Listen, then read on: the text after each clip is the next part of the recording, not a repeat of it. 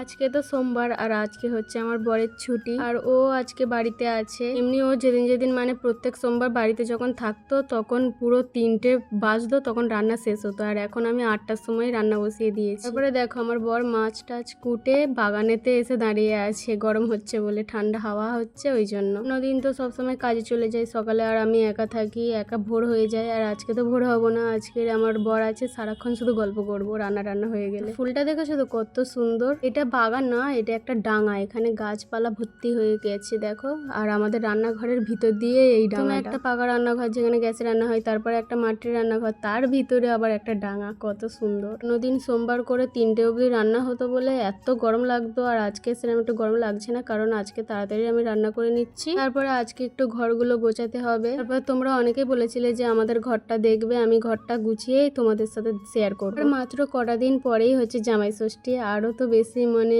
মজা হচ্ছে আমাদের।